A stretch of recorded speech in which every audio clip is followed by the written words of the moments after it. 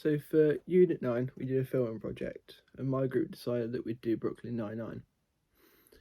So there was 7 of us, including myself, in the group, and I was all behind the scenes whilst the other 6 were the actors. Each person had to help and contribute towards a production role, whether that be in events, uh, organising where we are, location scouts, any of the paperwork for health and safety risk assessments, anything on location, whether we were in college or outside of college, a filming schedule which I helped develop, and we come up with a load of set dates where we wanted to have certain scenes done. And yeah, it was pretty fun, I'd safe to say. I loved having the freedom, being able to just work as a group independently. We communicated pretty well, I think. Something that probably didn't go as well was that some people in my group didn't have complete concentration on what they were going to do or didn't learn lines in time.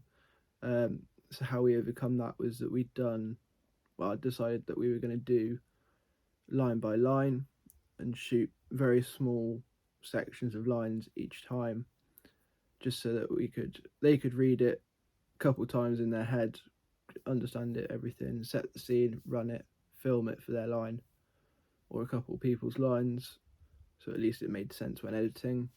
Um, and then we put it together. I think we had over, I think because of Brooklyn 999, of how many shots there are due to the comedy aspect of it all, we'd come up to about 2,500 shots of just cameras. We'd run off, well, the equipment I'd used was a DJI OM, DJI OMI gimbal, I believe, for the mobile phones. I'd also had then two lights that were just to light up a bit more of people's faces or the aspect of the location or certain features. I then got a Rode boom mic with the telescopic pole and a Zoom H2. So how I'd done it is I'd worked off that some shots we might need to film on the outside of the room, but we wanted the audio that would have been inside. So I thought that was the best option, is that we could have all the mics set up in the room they were in, and I could then shoot from outside, which then allowed a bit more versatility, and it worked pretty well. I think the one thing I'd have changed would have been that I'd have had to have named everything. So even though I'd do the film one day, come home, I'd then all sit through, go through all the videos, label them, what line it was, where it was in the script that I'd got. But due to how many there were of all the videos, I didn't get around to actually doing any of the audio clips. Or the ones I did, there was just a several few. So it wasn't as good as what I could have done. If I'd have done it again, I'd have probably had someone else help me, just trying to even the workload, and also get the actors to make sure they do know their lines, and when we go to the location we can just set up and shoot.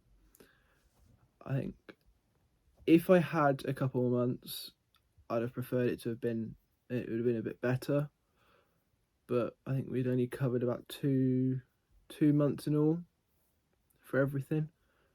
But then during that time we had some people go off with COVID, and then others had personal reasons, family members, so they obviously some days they weren't in, which then made it a bit more challenging for us to film, due to that we'd have some people would be in, some people wouldn't, and we'd be like, right, so originally we planned it that the people that weren't in needed to be in. It was a bit of a hassle, but we all got it done in the end. We managed to go through and just go, right, okay, so these are the people that are in today, we'll film this bit, we'll film your lines from previous scenes, and then jump ahead. Which, coming to edit, that was a bit more challenging, because I had to sort through everything and be like, so this, now how do we make it look like you were in this day as well? And I had to add a few more extra camera shots just so like it'd cut someone out slightly, or it would miss where they would be standing, just so I could be like, this is not too bad. Like, you can't not see that people weren't there. Well, no, you can. Yeah. So it wasn't too bad, but I think the one thing I found challenging was that it wasn't the most organised I could have been. So I'd got all my camera gear, which was from my phone, which the iPhone 13 Pro Max.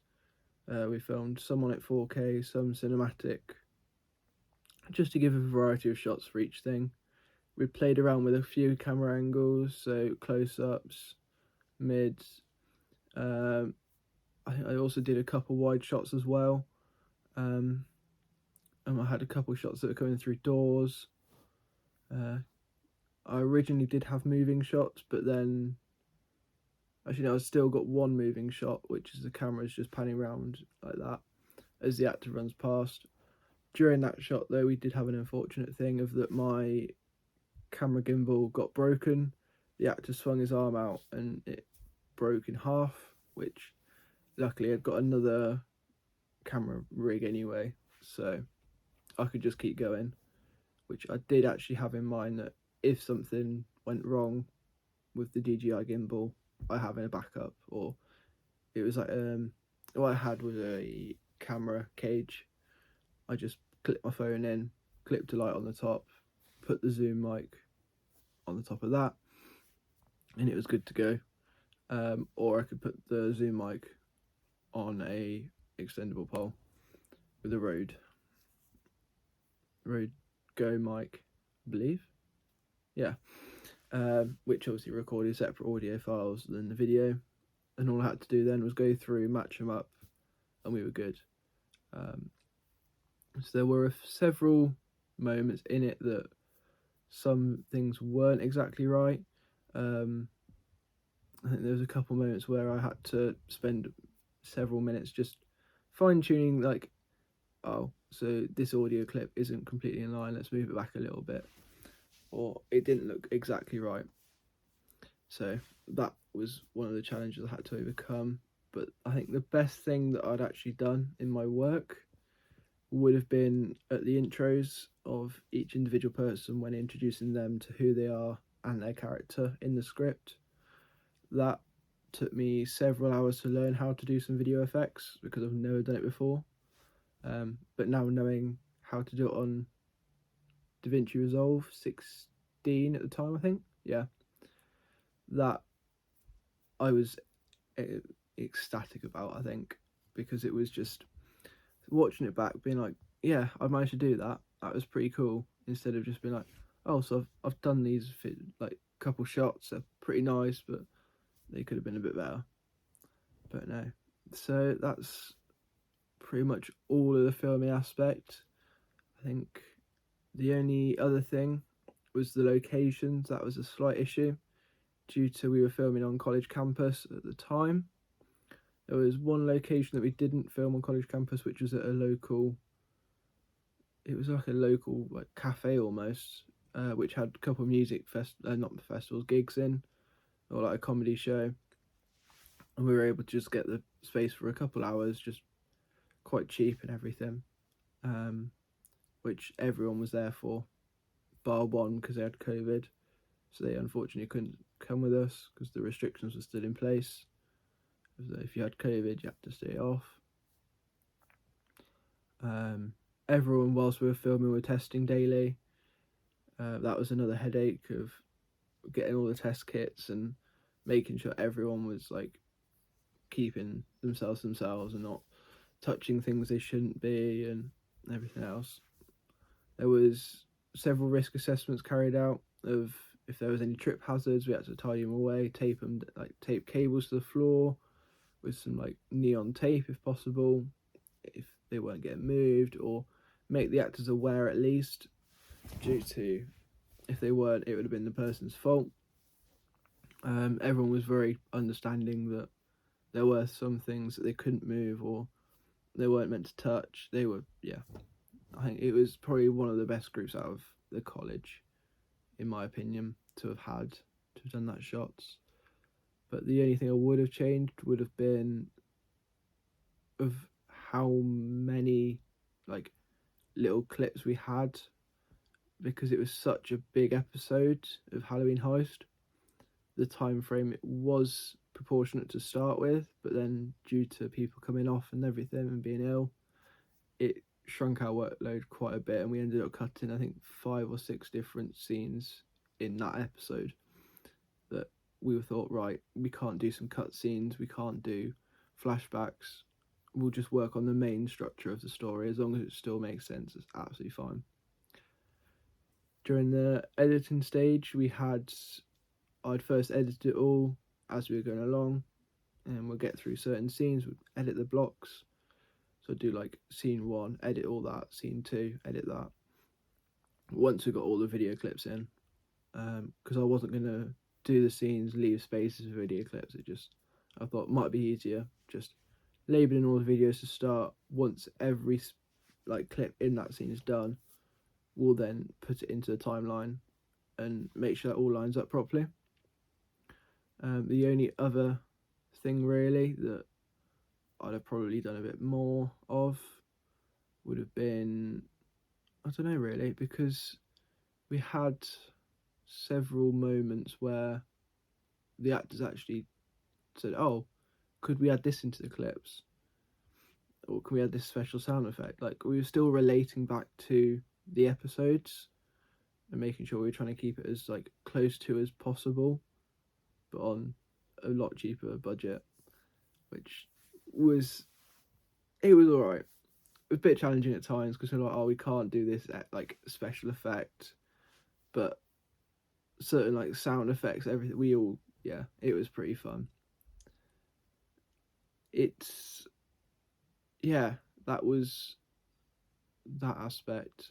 I think the final bit really to mention was the event management side of things. It was not the clearest of how the person that was in charge had laid it out, because they would do a day-by-day schedule, but then never factored in if people were going to be in or not. So that put us back a little bit, because then when we come in, we weren't ready completely to film. We had to figure out who we got, what can we do.